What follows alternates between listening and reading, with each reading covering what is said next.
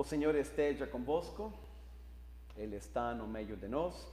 Proclamação do Evangelho de Jesus Cristo, segundo João. Glória a vós, Senhor. Deus amou tanto o mundo que deu o seu Filho unigênito para que não morra todo o que nele crer, mas tenha a vida eterna. De fato, Deus não enviou o seu Filho ao mundo para condenar o mundo, mas para que o mundo seja salvo por ele. Quem nele crê não é condenado, mas quem não crê já está condenado porque não acreditou no nome do Filho unigênito. Palavra da salvação. Glória a vós, Senhor.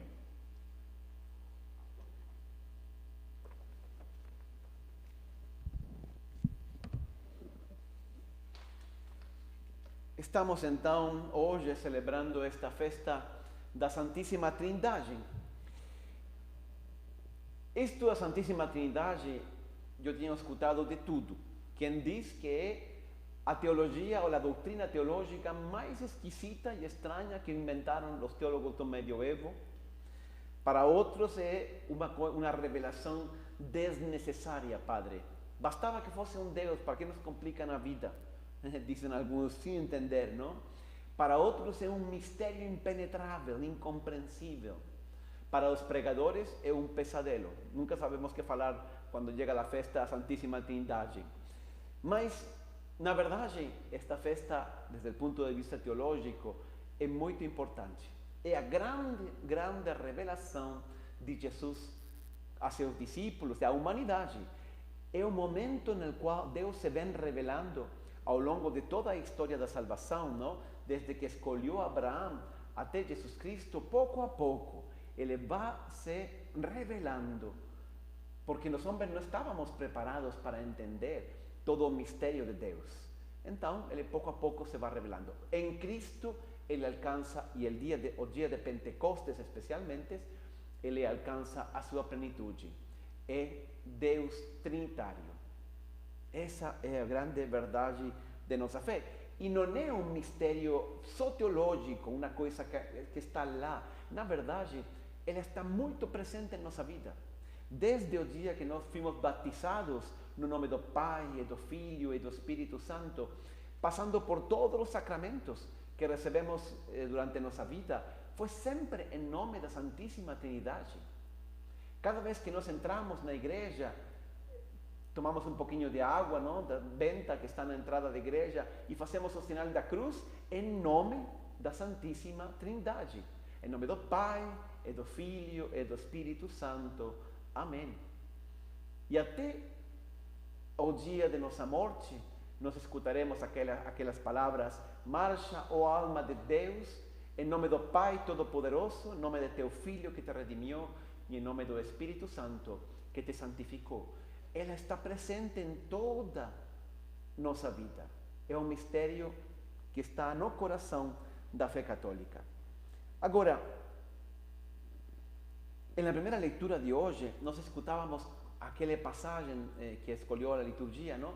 De Moisés, quando sube ao Monte Sinai, com a terceira e a quarta tábua da lei, porque as primeiras duas que Deus deu para Moisés, quando ele desceu do Monte Sinai, viu que os israelitas estavam adorando um ídolo e ele quebrou as tábuas e ficou muito bravo. Então ele teve que fazer mais duas e levou essas tábuas para que Deus escrevesse por segunda vez os mandamentos lá no Monte Sinai. Então, quando estava lá, Deus disse: eu vou me revelar para você. E então conta o livro do Éxodo, que desceu uma nuvem espessa. Por que uma nuvem? Por que este símbolo, que de fato é um símbolo que está muito presente em toda a Sagrada Escritura? A nuvem é símbolo de Deus, porque Deus habita no mistério. Essa é a ideia que passa a nuvem. Deus habita no mistério. Nós nunca teremos uma visão clara de Deus até que nós cheguemos ao céu.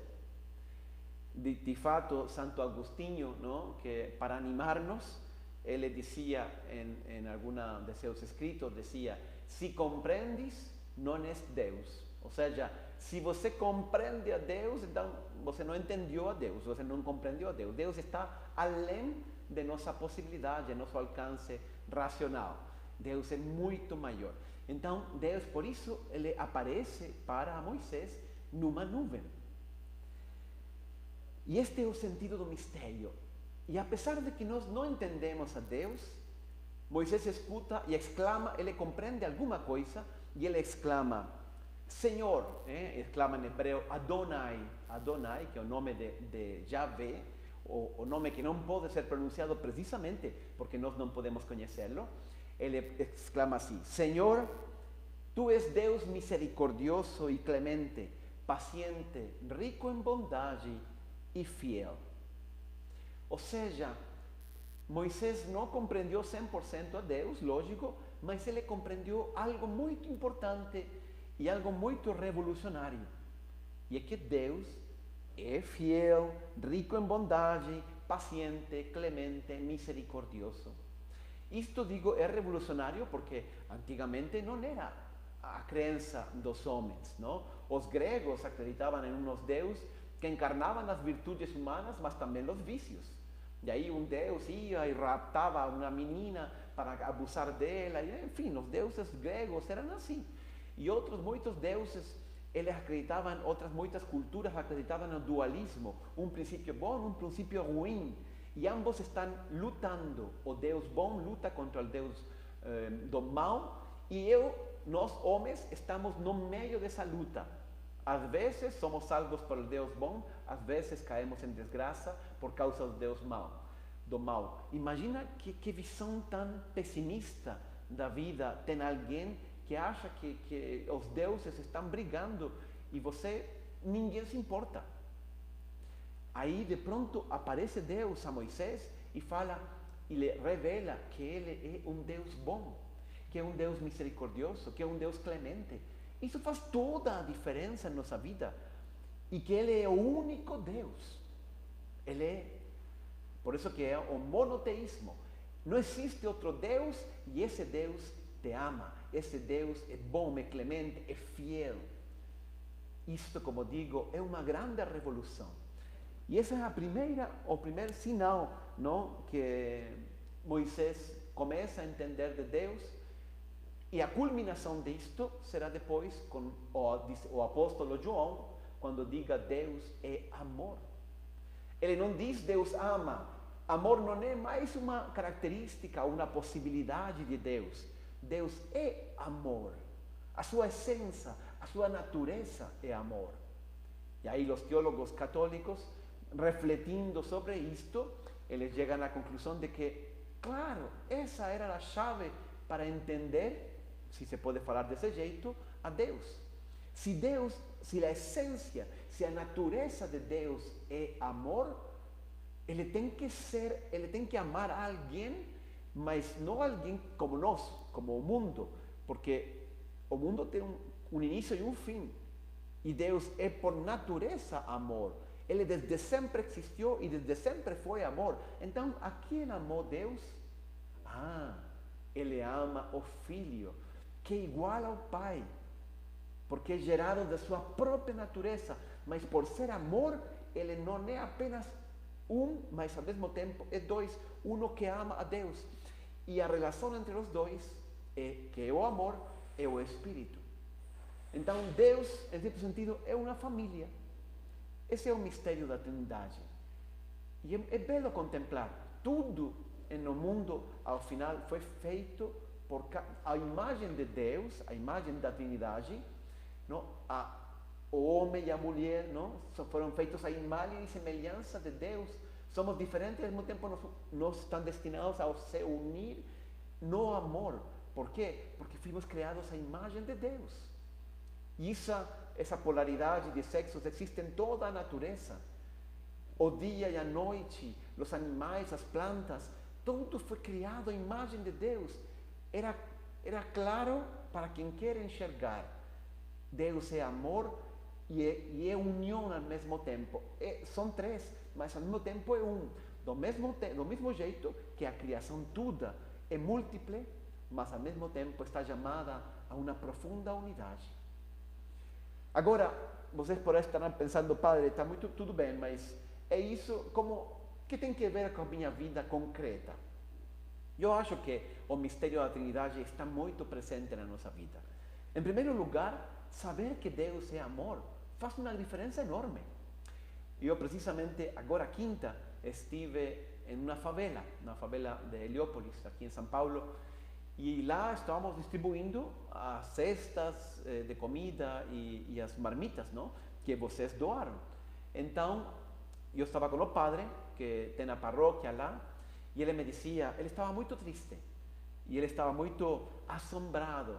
Dizia, padre, é impressionante este vírus. Aqui a comunidade é um outro mundo à parte. Aqui a vida não parou, o comércio não fechou, as pessoas não deixaram de trabalhar, simplesmente porque não podem. A vida sigue igual. Mas hoje eu estou celebrando 4 ou 5 velórios por dia. E o hospital aqui da região está lotado. Porque, como digo, eles continuaram a vida para frente. Mas se sente em toda a favela, se sente um ambiente pesado. Quem tem fé, quem tem confiança em Deus, sabe que ao final Deus nos ama, Deus cuida de nós, e eles nos juntamos virtualmente para rezar o terço todo dia, para fazer adoração, e eu infundo fé e força nos meus fiéis, não? Aqui da favela. Mas quem não tem fé, padre, eles estão em mãos do vírus. Eles acham que a vida deles é uma ruleta russa. Podem morrer em qualquer momento. Estão em mãos do vírus. Lembra aquela crença na antiguidade do dualismo? Que era um Deus bom e um Deus mau, e os dois estavam brigando e eu posso ficar de qualquer lado. Bom, essa situação daquelas pessoas que não têm fé, elas estão em mãos do vírus. O vírus é invisível. Em qualquer momento, de qualquer jeito, eu tenho que trabalhar de todos modos, tenho que ir para frente. É um medo, é uma insegurança, é uma angústia, é uma depressão. E quando perdem um ente querido, porque faleceu muito rápido, alguns às vezes em uma semana, então a desesperação, porque não tem fé, porque não acreditam em um Deus que é amor. Talvez nós cristãos estamos tão acostumados a isto que já nem percebemos a diferença tão grande que faz na nossa vida que Deus seja amor. E esse amor é representado pelo Pai. É o Pai que toma a iniciativa, é o Pai que ama a gente. E, portanto, essa é a primeira coisa. Isso muda muito a nossa vida, porque no fundo, nós sabemos que a última palavra a tem o amor. Pode ser que perdi o trabalho, pode ser que o meu negócio está indo muito ruim, pode ser que tenha um problema de saúde, o que você quiser. Mas acredite, a última palavra a tem Deus, e esse Deus que é todo-poderoso, além disso, Ele te ama. Então, nós temos uma segurança, nós temos uma confiança, uma esperança baseada numa realidade, que é a nossa fé em Deus. Mas aí vocês poderiam pensar, padre, tudo bem, Deus é amor, mas eu já fiz tanta coisa errada na minha vida que eu não mereço o amor dele. Então, é muito bom, igual que Moisés, ele subiu ao Monte Sinai e pediu perdão a Deus pelo povo que tinha adorado um ídolo, e Deus lhe perdoou. Mas, padre, isso já ficou lá atrás. Eu falhei muitas vezes a Deus. Eu muitas vezes prometi coisas e não cumpri. Eu muitas vezes tentei voltar ao caminho de Deus e não fiz. Ou seja, eu fiz coisas terríveis na minha vida. Eu vivo com essa culpa constantemente sobre meus ombros. Mas então, aí nos lembramos da segunda verdade. Deus não apenas é amor. A segunda verdade é que Ele enviou seu próprio Filho para morrer por ti. Isso foi o que escutamos hoje no Evangelho, naquele magnífico diálogo entre Jesus e Nicodemos. Tanto, diz Jesus a Nicodemos, tanto amou Deus ao mundo que entregou seu próprio Filho. Ou seja, Ele amou tanto você, apesar de suas faltas, de seus pecados, de todas as coisas erradas que você tenha feito na sua vida, não importa o tamanho, a gravidade, a quantidade, não importa, tanto amou Deus você, que nenhuma dessas coisas faz que Deus te ame menos. Ainda, Ele enviou seu próprio Filho para morrer na cruz e te salvar. Isso é incrível. E aí entra o Filho. Agora o Filho se oferece ao Pai, porque Ele também nos ama, para morrer por causa de nossos pecados. De novo, é a Trindade atuando. Na carta aos Hebreus, tem uma passagem muito bonita, em onde ele simula, o autor da carta aos Hebreus simula um diálogo, não, entre Deus, ao interior da Trindade, não? E Deus diz, Pai, não, diz, a quem enviarei? Quem salvará os homens? Não? E aí o Filho responde, eu irei, Senhor, ó Pai, eu irei. É aqui que você me deu um corpo e eu ofereço ele para a salvação da humanidade. Olha que bonito. O Filho se oferece ao Pai morrer em uma cruz para perdoar todos os pecados, todos os nossos pecados, os passados, os presentes e os futuros. O que Ele quer é que nós confiemos em Ele e que nós façamos um esforço sincero por renovar e transformar nossa vida. Então, isto também é muito belo. Existe uma imagem no Antigo Testamento que também nos pode ajudar um pouco. Quando Moisés estava, depois de que pegou as tábuas da lei, eles seguiram caminhando pelo deserto e passaram 40 anos no deserto, foi muito tempo, antes de chegar à Terra Prometida. Chegou um momento em que eles estavam, Deus deu para eles maná, deu água, deu pássaros para eles poder comer carne, etc., de tudo. Mas mesmo assim os judeus reclamavam, se queixavam de tudo. Bom, um dia Deus mandou para o povo de Israel umas serpentes, umas cobras aí que mordiam os israelitas, e aí mesmo eles morriam. Então todos eles foram muito arrependidos a implorar a Moisés que por favor intercediera diante de Deus, que eles tinham reclamado, que eles tinham se comportado mal, agora queriam se converter. E então Deus falou para Moisés. Moisés intercediu diante de Deus e Deus respondeu: tudo bem, faça como um cajado, não, que em cima deve ter 2 serpentes, e você bota, não, esse totem assim bem grande no centro do campamento judeu, e todo aquele que seja mordido por uma serpente, quando olhe para ele, para essa estátua, não, de 2 serpentes, então será curado. E assim foi, não? Segundo nos conta o livro do Éxodo. Pois bem, em certo sentido, essa serpente é uma imagem de Cristo. Nós estamos vivendo hoje uma pandemia, igual que o caso este da serpente, este não tem cura. Quem pega esse vírus não tem cura, não tem um tratamento, não temos uma vacina, não temos nada. O que temos que fazer? Olhar para Cristo. Olha o que fala Jesus a Nicodemo, no mesmo diálogo que escutamos hoje, um pouquinho mais para frente, no texto de João, diz assim Jesus: assim como Moisés levantou a serpente no deserto, desse modo é necessário que o Filho do Homem seja levantado, para que todo o que nele crê não pereça, mas tenha a vida eterna. Então, essa serpente representava Jesus Cristo. Porque, de fato, como nós podemos pensar, como Jesus é representado por uma serpente, que a serpente sempre foi, na linguagem da Bíblia, o símbolo do pecado? Efetivamente, é justo isso. Jesus se fez pecado por nós. Ele carregou sobre si as nossas culpas e os nossos pecados. Por isso ele é representado no Antigo Testamento por aquela serpente. Mas todo aquele que olhe para Jesus será curado. Então, é isso.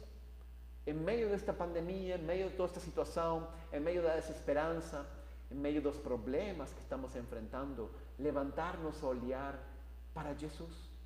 O que está enxergando você? As circunstâncias? Os problemas de saúde? O peso enorme que temos sobre nossos ombros? A responsabilidade? Os problemas econômicos? A perda de um ente querido? Ou está enxergando Jesus? Esse é o ponto. Onde estão nossos olhos? Jesus nos convida a confiar nele. Ele morreu por nós, Ele nos salvou para que todo aquele que nele crer, que coloque seu olhar em Jesus, seja salvo. Mas aí então, a gente podia pensar, Padre, tudo bem, Ele me perdoou os pecados, mas agora eu tenho que mudar de vida. E sabe o que acontece? Eu não consigo. Eu já tentei muitas vezes deixar o pecado. E até consigo, mas depois volto outra vez. Eu já para que confesso, se eu sei que eu ia cair de novo? Então, nós sabemos o que temos que fazer. Em certo sentido, nós sabemos o caminho para Jesus, para chegar até Deus. O problema não é saber qual é o caminho. O problema é ter a força para poder vencer os obstáculos, vencer as dificuldades e dar certo em nossa vida e chegar a cultivar a verdadeira santidade que Deus nos pede. Nós sabemos, mas nós não podemos. Esse é o nosso problema.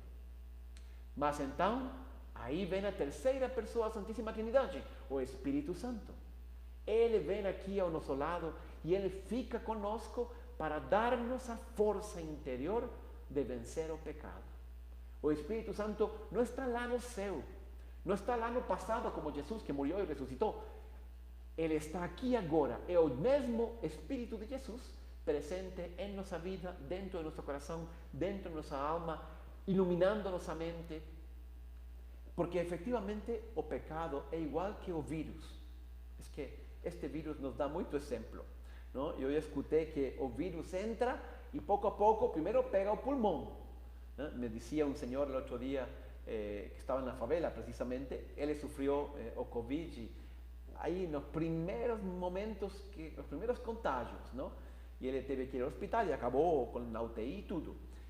Quando chegou ao hospital, o médico fez um exame e falou assim: filho, quanto tempo leva você fumando? E ele falou: doutor, eu não fumo. Mas como assim? 60% desse pulmão está comprometido, mas eu não fumo. E aí o doutor falou: já me falaram de um vírus que está chegando aqui ao Brasil, fizeram o teste e deu positivo. Efetivamente, impressionante. O vírus tinha entrado e tinha tomado conta praticamente da metade do pulmão, em pouco tempo. E depois do pulmão, dizem que ele pega outros órgãos, o rim, eu não sou médico, mas, enfim, outros, o fígado, e vai pegando e se converte em uma doença sistêmica. Sabem que o pecado atua do mesmo jeito. Ele primeiro, nós cometemos o pecado, consentimos o pecado, e ele entra em nossa alma. Mas aí a primeira coisa que ele faz, ele é afetar a nossa consciência. Então, nós temos essa consciência que é a voz de Deus dentro da nossa alma, que nos fala o que está bem e o que está mal. Quando nós cometemos o pecado, essa voz já não é tão clara assim. E começamos a sentir confusão. Será pecado mesmo? Ou mesmo que não seja uma dúvida intelectual, nós já não sentimos a mesma dor, o mesmo remorso por aquele pecado. Porque o pecado, a primeira coisa que ataca é a alarma que nós temos aí dentro, que é a nossa consciência. Então, lo mismo que faz um ladrão quando entra em uma casa que quer roubar, o primeiro que ele faz é desativar a alarma. Então, assim também o pecado entra e desativa a alarma de nossa consciência. Depois ele ataca a nossa vontade. Por quê? Porque nós queremos lutar contra o pecado e não podemos. Nós perdemos força. Nossa vontade é como uma planta, é como um organismo vivo. Eu imagino, sabem o quê? Eu imagino aquelas covas, aquelas cavernas, não? Que vai caindo a água, não? E cai com cal, não? Com umas minerais. Então, a água vai embora, mas aí ela vai formando essas estalagmitas. Estalactitas e estalagmitas. Por quê? Por muitas gotas com minerais que vão caindo, caindo, caindo. Você imagina que você tem uma planta dentro de uma dessa caverna e sobre ela vai caindo uma gota com minerais dessas das cavernas e então a água primeiro vai embora, mas ficam uns minerais. E a planta vai ficando cada vez mais rígida e vai ficando cada vez mais imobilizada até que fica completamente petrificada dentro de uma estalagmita. Pois bem, é isso que faz o pecado com nossa vontade. Nós temos, a princípio, nós temos a força para lutar contra o pecado, para dizer não ao pecado. Mas, pouco a pouco, nossa vontade vai sendo afetada e nós já não temos a capacidade de reagir contra o pecado. Mas aí, então, depois de afetar a vontade, ele afeta também a nossa inteligência. Por quê? Porque então já não percebemos com nossa inteligência as coisas de Deus. Nos parecem chatas, nos parecem descoloridas, nos parecem sem atrativo. E em troca, o pecado parece muito sedutor. É assim. Pouco a pouco o pecado entra em nossa vida e vai tomando conta de todos os nossos órgãos espirituais. Pois bem, o Espírito Santo vem e ele é um poderoso, eu diria, dissolvente. Essa palavra está bem? Dissolvente dessa petrificação, não? Que produz em nossa consciência, em nossa vontade, em nossa inteligência o pecado. Ele dissolve o pecado em nossa vida. O Espírito Santo vem e nos renova. Vinde, Espírito Santo, enchei os corações dos vossos fiéis e renovai a face da terra. E eu diria também a face de nosso coração. Ele renova, ele transforma, ele vitaliza outra vez. Então, vocês veem como o Espírito Santo está também atuando em nossa vida, como a Santíssima Trindade, toda ela interage constantemente. Sabemos que o Pai nos ama, Ele nos chama àquela vida eterna. O Filho morreu por nós e nos deixou um exemplo do caminho, da verdade e da vida que nós temos que viver. E o Espírito Santo está aqui como nosso sócio do lado, trabalhando, mais aún dentro de nós, dando-nos força para enfrentar todas as dificuldades e todos os problemas. Quando as mulheres foram ao sepulcro, depois da ressurreição de Cristo, elas entraram, viram que a pedra tinha sido removida, entraram e não viram a ninguém. Então encontraram os anjos, os homens vestidos de branco, diz o Evangelho. E eles falaram assim: por que vocês buscam entre os mortos aquele que vive? Exatamente. Nós temos que buscar no lugar certo. O lugar certo é buscar nossa fé, nossa confiança, nossa fortaleza em Deus. Não em meios humanos, não em nossas forças. Eu não sou um pregador que vai dizer: gente, confia em Deus e vá para frente, o vírus não vai te afetar. Não, seja prudente, mas também coloque seus olhos em Deus, no poder de Deus. Porque mesmo sendo prudente, tem motivos para se preocupar. Mas se eu confio em Deus, então eu sou forte. O próprio Paulo, falando de serpente, me veio uma outra história. Paulo, quando já foi prisioneiro, ele apelou ao César e foi levado a Roma para dar testemunho em favor dele, não? De sua causa, e para a qual os judeus queriam condená-lo à morte. Pois bem, quando estavam navegando para Roma, veio uma tormenta muito forte e o barco naufragou. Então, aí todos os prisioneiros, Paulo também, os romanos, cada um pegou uma tábua, o que seja, e conseguiu salvar, e chegaram todos a uma ilha chamada Malta, que nós conhecemos, não? Bom, essa ilha, então, aí os romanos pegaram todos os prisioneiros e disseram: pessoal, vamos acender uma fogueira agora aqui para nos aquecer um pouco. E eles começaram a pegar ramas e tudo para prender a fogueira. Estavam também os índios, não? Da ilha, não? Que tinham saído ao encontro deles. E em meio de tudo isso, Paulo pegou uma rama, jogou no fogo e quando jogou, tinha uma serpente pendurada de seu braço. E uma serpente muito perigosa, muito venenosa. Os índios conheciam muito bem isso. Mas Paulo sacudiu assim, jogou fora e jogou no fogo. E não se preocupou nem minimamente. Continuou ajudando e, enfim, servindo e fazendo todo o que precisava. Os índios que conheciam bem essas serpentes, eles ficaram enxergando, eles já sabiam o que acontecia. O cara primeiro vai ser mordido, 2 horas depois vai estar com febre, 4 horas depois vai estar tudo inchado e ao dia seguinte vai morrer. E eles enxergavam a Paulo e nada acontecia. Não teve febre, não inchou o braço e não morreu. Tanto que conta o Evangelho que os índios acreditaram que Paulo era um deus, não? Porque ele tinha vencido a serpente. Pois bem, é a mesma coisa nós. Não ignoramos o vírus, ele está aí, mas nós confiamos em Deus e vamos para frente e trabalhamos. Tem um problema, Deus tem a última palavra. Ele vai me dar a fortaleza, Ele vai me dar a luz, o Espírito Santo estará comigo, o Filho morreu por meus pecados e me justificou, me redimiu, então eu nada temo, vou contra o mundo inteiro. Este vírus, problemas econômicos e tudo o que possa vir, eu posso superar, porque acredito em um Deus que me ama, que é a minha força e que está comigo.